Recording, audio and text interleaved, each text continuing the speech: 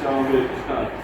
Astăzi o să-l invocăm pe Anonimus și că așa să zic, povestea astea, ok.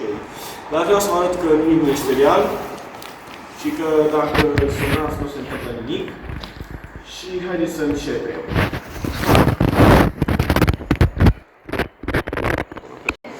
Bun, deci numărul este 1273, uitați-l. Acesta este și o să sunăm 1273. Uitați. Deci este numărul de la Telecom, sau cum era 1327, cred că așa era 1327, stați. Da, pe el chiar nu merge. Mai sunăm încă o dată, scrie necunoscut. What?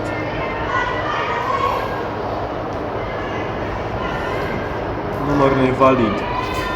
Deci, v-am spus, nu merge. Cred că o să mai fac ceva în acest vlog, pentru că este plictisitor să sun doar pe Anonimus. Dar nu știu, încă vom vedea.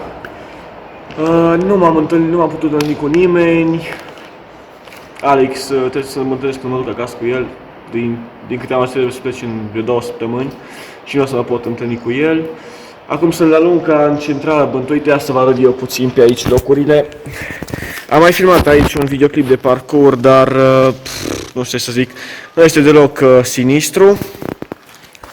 Și na, nu știu, tot aud pe aici ceva râsete, dar nu știu ce este. Dar revenim cu noutăți.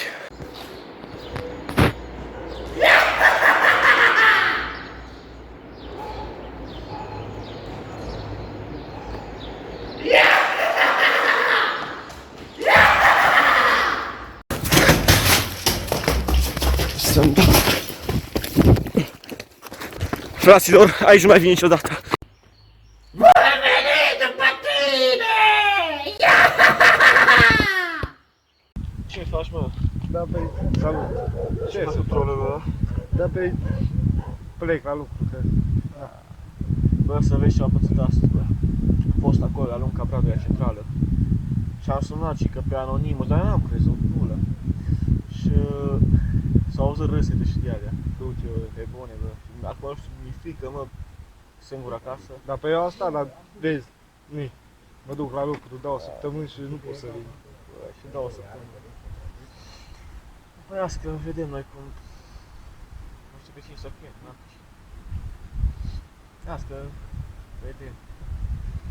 Da, bine, la drum bun. Ah, mersi. Eu am plecat. Da, bine. Salut. Ne auzim. Salut. Salut.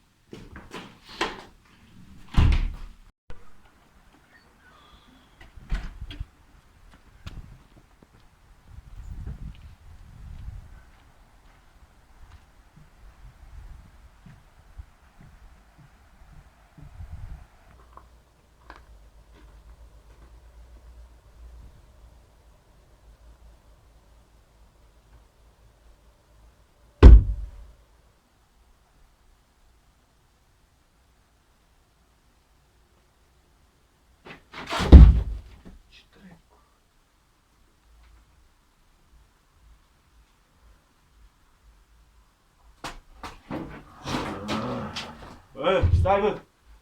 Nu, stai, nu! Nu!